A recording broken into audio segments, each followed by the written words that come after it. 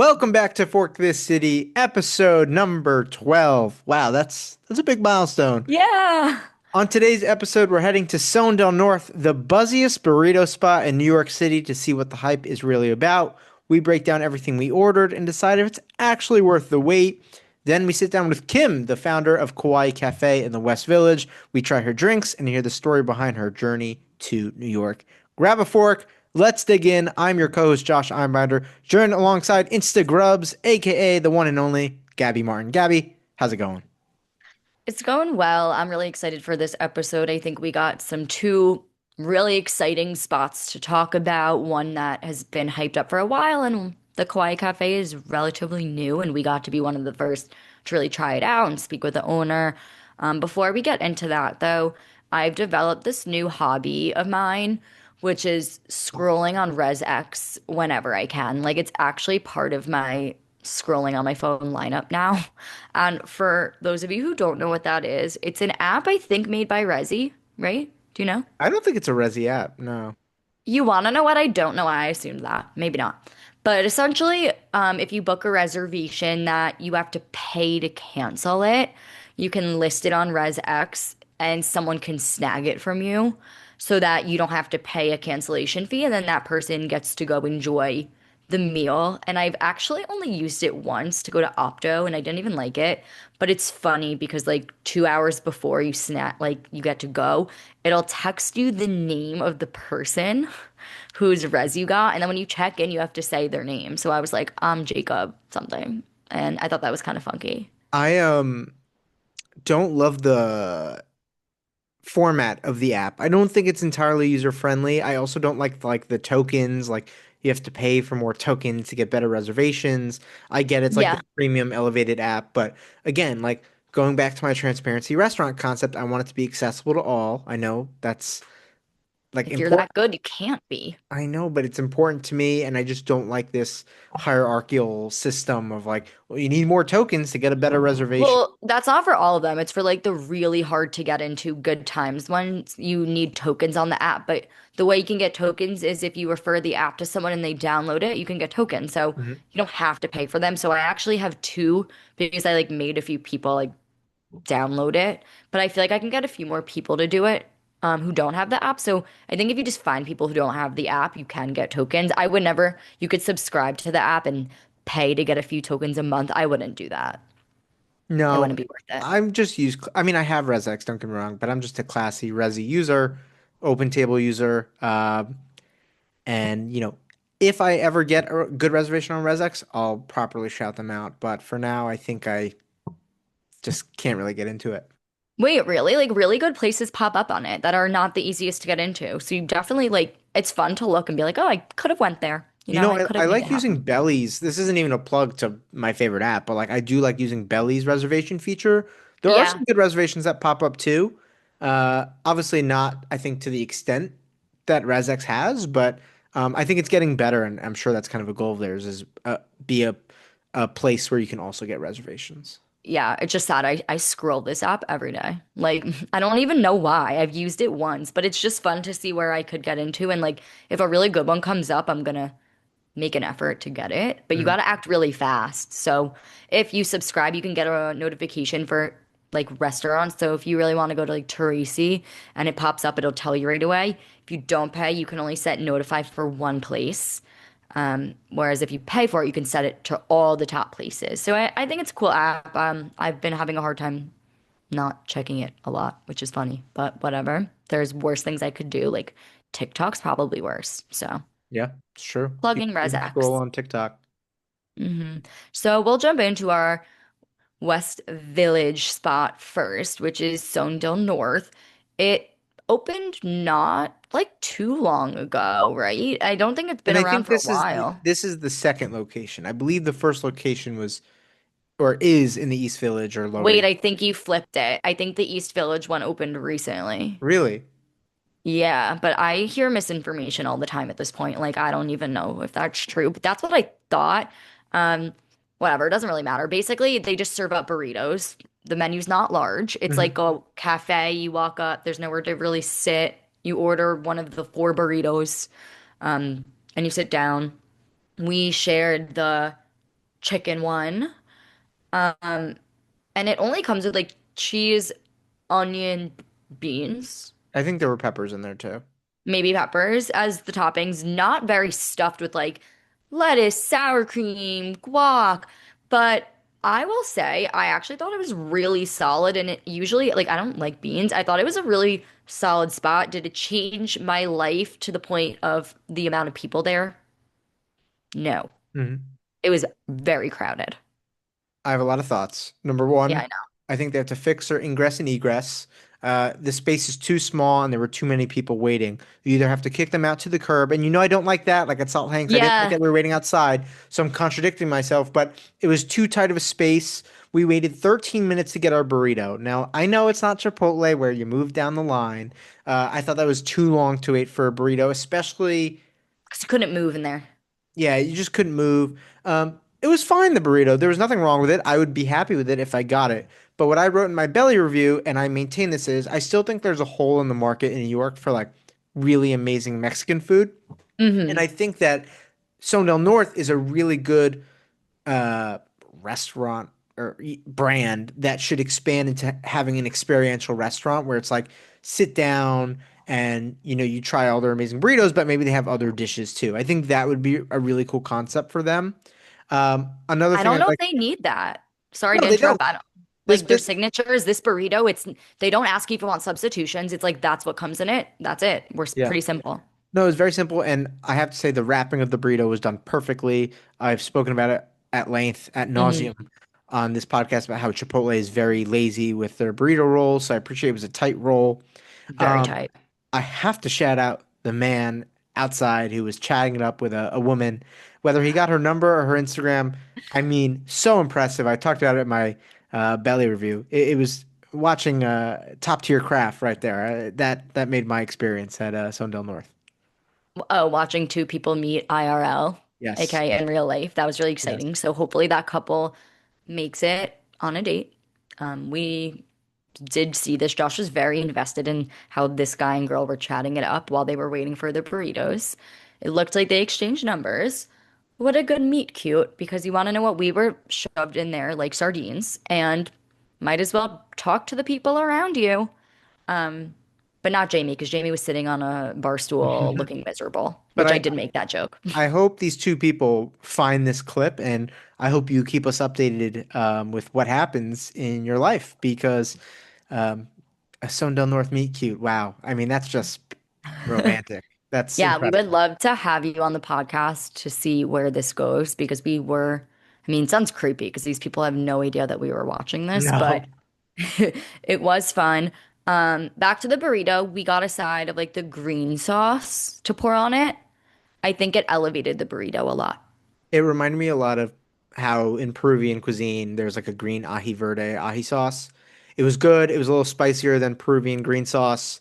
It actually would be very good over lomo saltado or like a chicken chaufa, which are both Peruvian dishes. But the sauce was very good and added flavor to the burrito. You kind of had to like take a bite and like pour it on the next bite Yeah. in order to really experience it fully. But I would say it's really good. They're also viral on TikTok. I don't know if you know this for just the regular bean and cheese burrito. Yes. And I know a couple people always say get the bean and cheese burrito and then add chicken to it. What do you Appar- mean? apparently that's different than the chicken burrito that we got. I Oh, didn't realize well, that until after I was writing my belly review.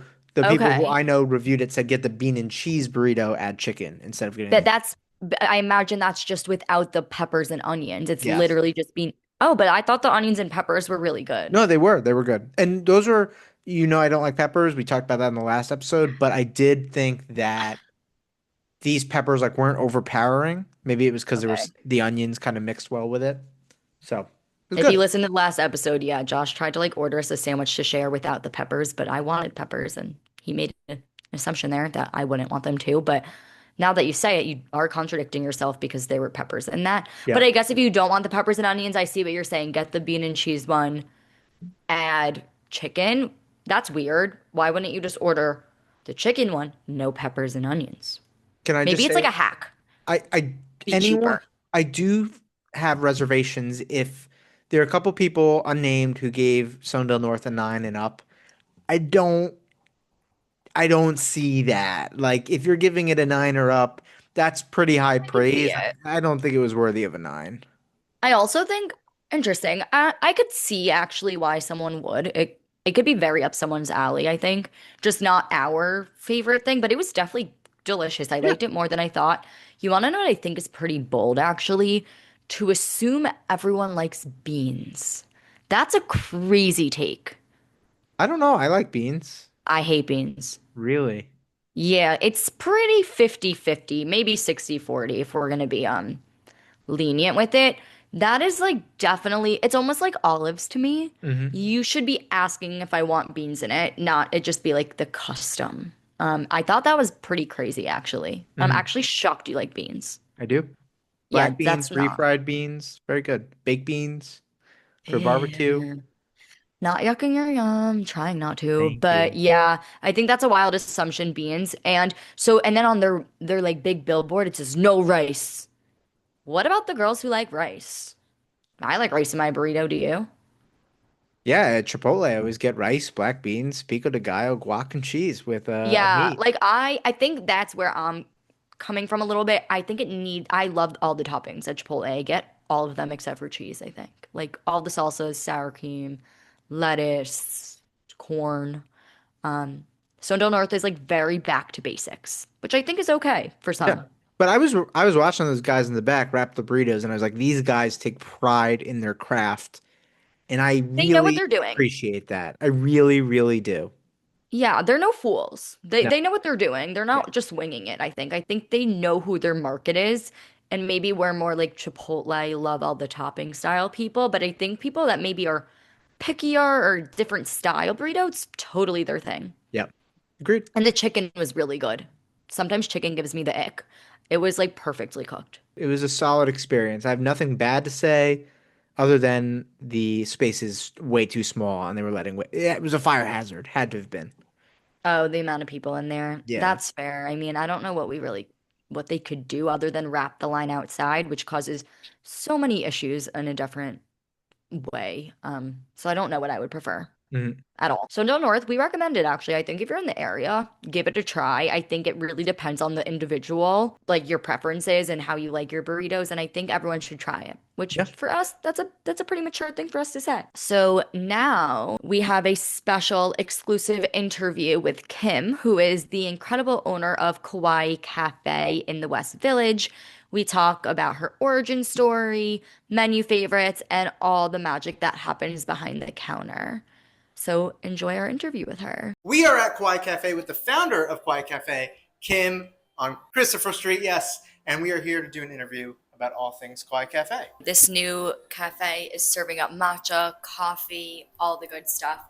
So first, we would like to just talk a little bit about how did Kawaii Cafe come to be? What is your story? Hi everyone, this is Kim, the owner of Kawaii Cafe and the solely owner, so I do it myself. Okay, so the story is I born and raised in Vietnam until I'm 21, and the opportunity presented me to move to America. And in my country, our coffee and our food culture is really strong, and a lot of tourists or people being to Vietnam know how strong our coffee is.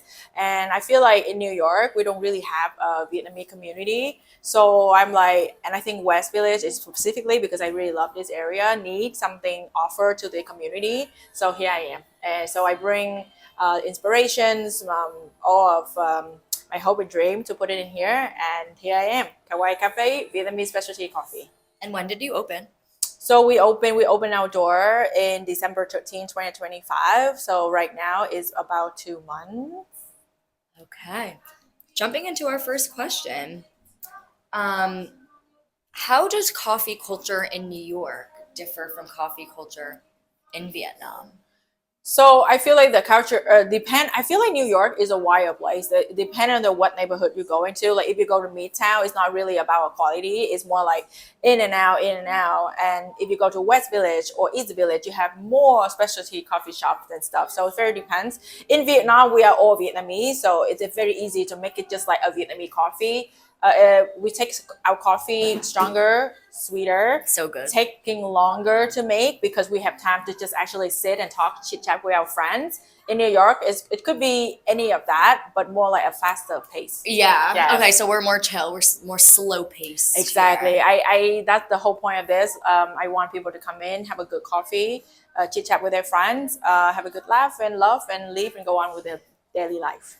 I love it. Kawaii Cafe is known for its house-made coffee jelly. How did that idea come about, and why was it important for you to do it fresh in-house?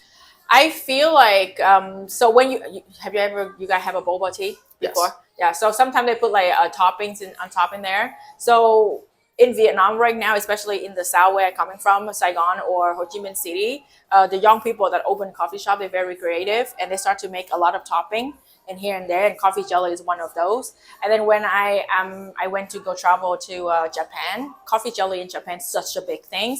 People actually order a coffee and the side of jelly and just eat it, put it together. So I'm like, you know what? I have an idea. Let's make it as once. It's important to make it fresh in the house because I don't want to use preservative. Any extra chemicals or anything we make in the day, we sell in the day, and we move on to the next day. Better for people. Okay, so right here, I'm holding a coffee with the coffee jelly in it. If you can see, like, the brown little chunk there. And I was skeptical of it at first, but I tried it, and it actually tastes like, I think it gives more jelly than coffee. What do you think? Yes, but it is because it's still a jelly, but we make it with 100% coffee. I see. No water, anything, just coffee. Very cool. Yes. So coffee on coffee. So my favorite part, I think, about the menu is the drink names. You have the situationship, the soft launch, the gaslight. It's very New York City coded. It's very dating coded. Yes. How did you land on those names? So I have a private beauty studio before. I do a lot of with female client, and we like bestie every day. We talk a lot. They tell me their dating story and everything. And then so every time I heard like, oh my God, he love on me. Oh my God, he future faking. He green flag, he red flag. So I'm like, you know what? You go give me an idea. So we actually talking together. He's like, maybe I'm going to use this for a coffee name, and they both agree with me that that's a good idea. So that's where it's coming from, to reflecting the culture of dating in New York too. And the purpose of this, basically just make people a little good laugh and then relax moment, and then so they can go on with their life. This would be a good collab if Hinge, Locks Club, Tinder, any of these dating apps Exactly. should do like a coffee mix and mingle here Yes. with the Maybe menu. they should offering me like hosting a speed dating or something. like Speed dating event at Kawaii Exactly. Cafe. I have a question about the flavor profiles of these flavors. So, like, were you like, oh, this flavor's definitely the situationship, or is this flavor so the gaslight, or was it just kind of random putting the names together? I think the situationship is the classic Vietnamese coffee in here. Okay. And I use that as the base because the term situationship I think is way too often popping up in any conversation. So that has to be the most talked about here. Exactly. And then we have any other thing is like more like random. Yeah. I like that. Yeah, so the situationships are the most common. Yes. In New York City, it's probably valid. Yes. Yeah. I hear that way too often. I said, oh, we are situationship. We are not this. We are not that. And I was like, even year number 4, I actually know what a situationship is. Because before that, I don't even know what it is. And I'm like, they don't say that. What do you mean you together, but you're not together? But you together? Is that a New York City thing? I think so. Interesting. I think so. But I think because it's spreading out everywhere else now too, because in Vietnam, right now, they also have that term, but in Vietnamese for that situationship. How do they say it? Mập mờ. It's meaning not blurry lines, not blurry lines, yeah, vague. not vague, nothing really identified anything. So I'm like, girl, don't want to be on that row.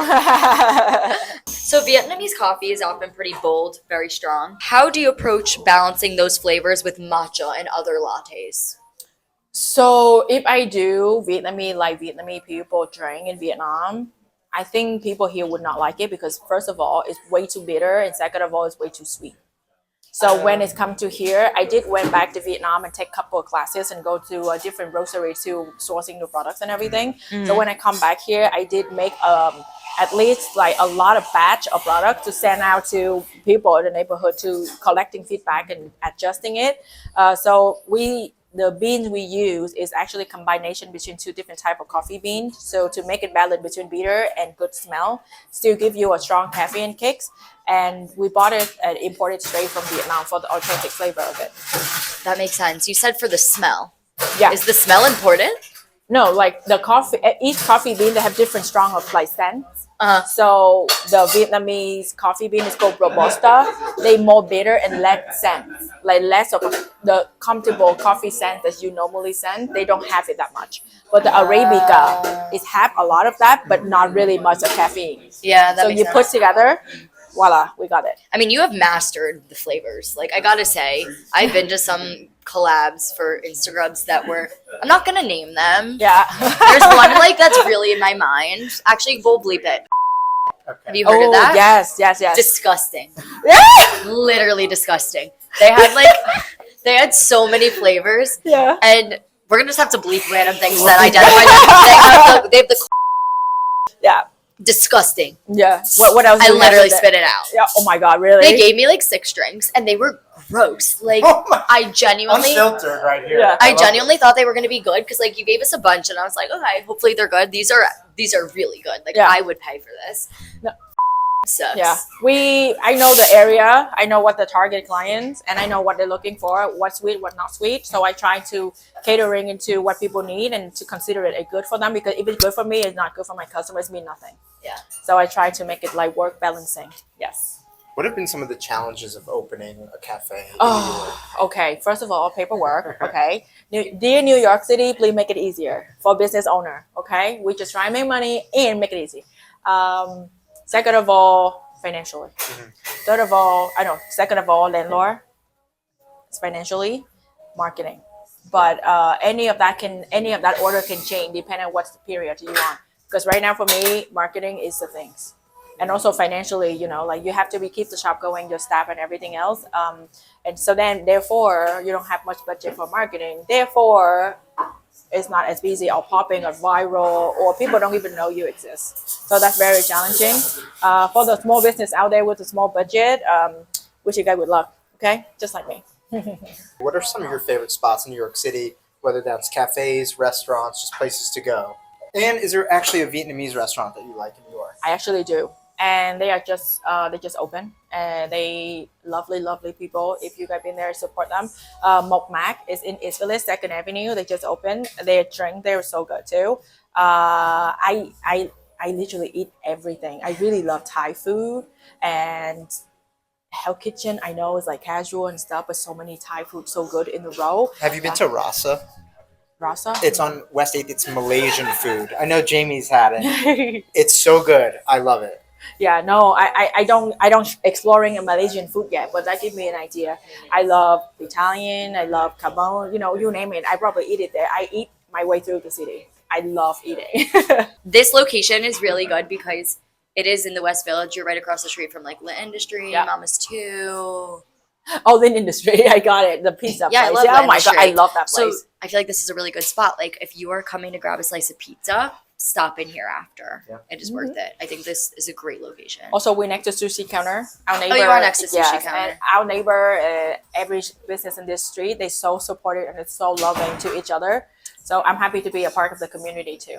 Oh, I was gonna ask, are they friendly or They are you competing? super friendly. We don't sell the same things. Yeah, So you that don't. everyone trying to help each other. I legit came across my neighbor yesterday to borrow cups because I'm out of like plastic cup for drink.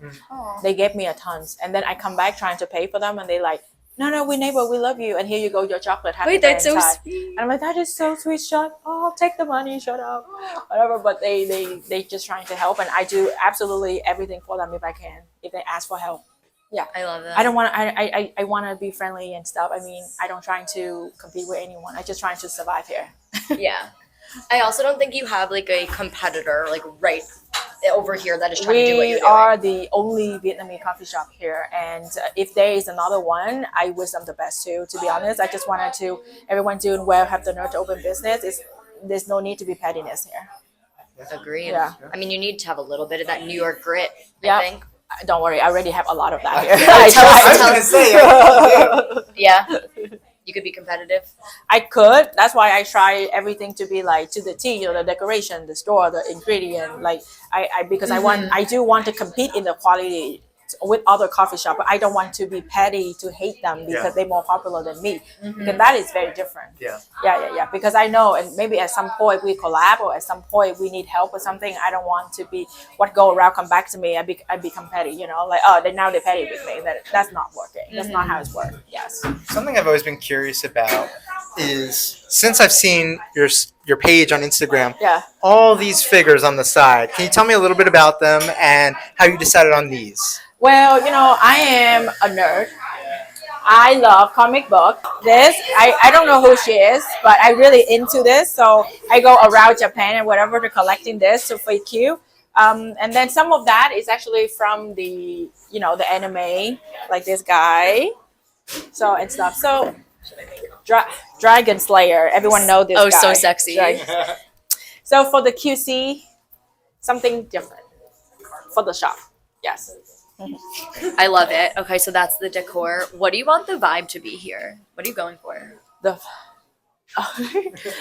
vibe I wanted this place to be a place that when people walked in, they feel welcome, upbeat feeling, very good drinks, little laugh, and then enjoy, and then go out, and then go on with your day, and battle out there. So that's what's the vibe. Happy, upbeat, good drink. Should people bring their situationships here? They should. Yes. I second that. You should create a business where like you have situationships come in and like make them give your story a little bit, and then you should be like the judge. I actually think that would be a good social series for your Instagram Yeah. page, is having two situationships come in and talk over coffee about why it's either working or not working. Yeah. Maybe I should do that. Maybe I should do that with you guys. Yeah. Oh my God. We'll All right, produce we it. here for we all here. My girlfriend's right there, so I can't. But I mean, Gab, if you ever have someone to bring in, I mean, that's that'd a be good great. and nobody done that. No, So no, that's a you good guys should idea. you guys should gathering That's- together here. That's and our then- idea. Yeah. For We social. patent it. Wait. Yeah. It's gonna be called Fork This Situationship. I like Exactly. And we are gonna be the dictator if this should continue, or do we just gotta end it right now? Either design it or you just. Yeah. You either walk out of here as a couple, or you're it's done. over. Yeah. It's so over. Yeah. And please, whatever happened, don't cancel the coffee shop that's hosted. Okay. No, we're just the hosts. Yeah. It We're has just nothing to the do with the hosts. shop. You'll actually get a really good drink out of it. But I Yeah. think that would be a fun series. It would. You will be blowing up if you do that. You will be blowing up. I think your shop would be blowing up. Yeah, all of us Yeah. may be blowing up. I wonder because, if any situationship would be willing to come in. yeah. We May- can put the word out there. We should put a word. I know. I mean, I'm so into this. We should do that. No, like seriously. Yeah, I think we both should. both of us would be like blowing we're up. like run away from him. Have a situation. He sucks. Want to talk to your situationship? Come drink coffee. Want to clarify what you are today? Exactly. Yeah. We have situationship. We have what are we? So get what are we and find out what are we. Yeah, order that, and you'll get your answer. Exactly. It might not be what you want. But you have an answer. Answer is That's answer. important. And it's right after Valentine's Day, so Sure. if he didn't bring you here to get the Valentine's Day special, End it He's- before summer come. he's so not you can have into- summer fling. There you go. yeah, There you go. come up with a summer fling drink. Yes, I'm Okay. coming. I already have the drink. I Okay. just In your need to head? be the time. Yes, I'm gonna pump But it you up. need some good names. summer fling. Summer fling. Summer That is a fling. good one. No, but you Yeah. need like a whole summer fling series. Yeah, I will. Like, I don't know. I can't come up on the top of my head, but summer fling. I don't know. Euro Hot vacation. romance. Yeah. Euro vacation. Intern You're summer. on vacation. Euro vacation. Eurocation. Yeah. Then you go to Europe and then you're done. Yeah. And you're so done. You Yeah. just go home just like I never know you. If you love Vietnamese coffee and you love to support small businesses, follow me on Instagram and TikTok. We have it all as Kawaii Cafe 203.